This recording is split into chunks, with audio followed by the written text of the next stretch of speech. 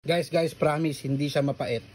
Kaya tama yung technique na sinabi ko sa inyo. Bago kayo magluto ng ginisang ampalaya, hugasan nyo muna na may sabon.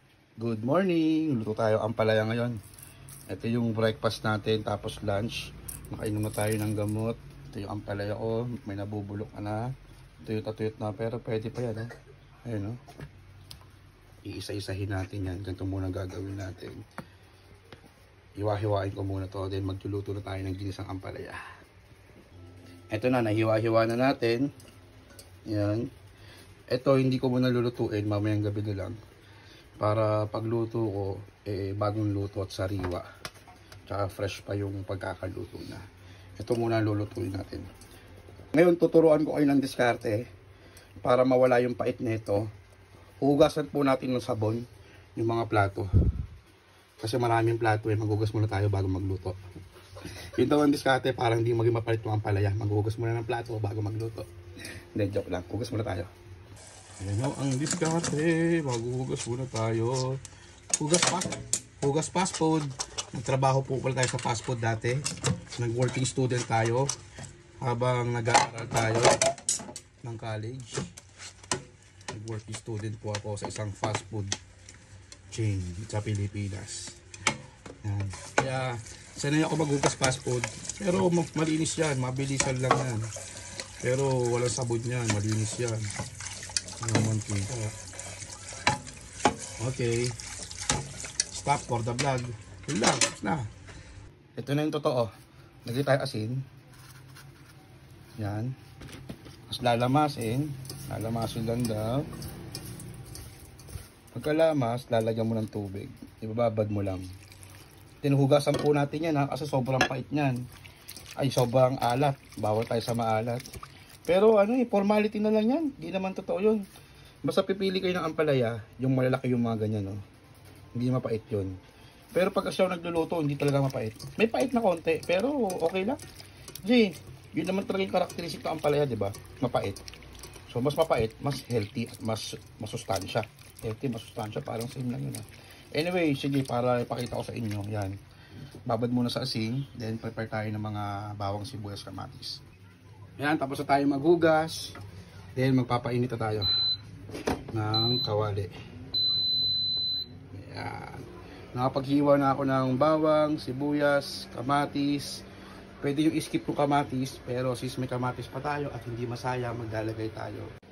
I-bless muna natin kung mainit na yung lutuan natin. Pwede na yan. Lagay tayo ng olive oil. Paubos na olive oil ko, ha. Konti lang. Iyan. Dapat nga to, wisik-wisik lang dahil paubos na, oh. Dapat spray-spray lang. Ang mahal ng olive oil ba? Pero healthy yan. Lagay tayo ng sibuyas. Halo-halo lang natin. Hayaan mo mag-translucent. Next na natin yung bawang. Halo-halo lang din. Huwag mo nang sunugin para masarap ang kain mo ng bawang at sibuyas. Yung anak ko, tinutulungan ako. Hindi lang, gawin mo lang yun dyan. Next na natin yung isang pirasong kamatis. Yan. Isang tornado lang. Tornado. Sabay na natin itong paminta na dinurog ni Kuya Pio. Thank you, Kuya Pio.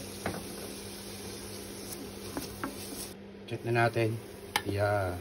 Naglagay pala ako ng tubig. Hindi ko lang pinakita sa video para ma-steam yung kamatis natin.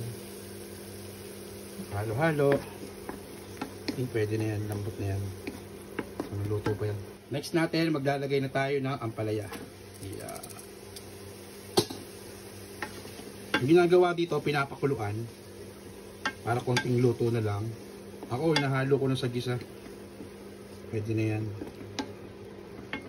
Hindi big deal sa akin kung mapait to kasi ampalaya naman to, eh. At this time, hindi pa po ako naglalagay ng asin. Sa bandang huli pa po, tinitikman ko kung okay na papanlasa ko. Hindi na ako maglalagay ng asin. Pero para may kulang pa, konting asin lang. Yeah. Ganito lang po yung gusto ko, half cook. Next na natin, 2 pirasong itlog, scrambled egg. Yeah, sarap yan. Sisimutin natin yan mamaya. Tapos, halo-halo na. Ito na, may ulam na tayo, may lunch na tayo. Wala pa pong, ano yan, hindi pa ako naglalagay ng asin. Paminta lang. Halo-halo. Tara, simutin ko lang to, sayang. Lagyan tayo ng konting holy water. Simutin natin. Tapos, once na maluto itlog, ayos na. Teka, haluin ko muna.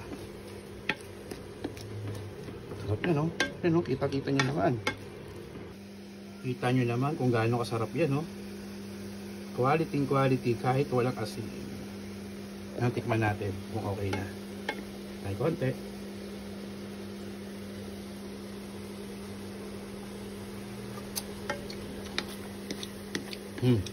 Lagay ako ng konting asin, ha? Konti lang.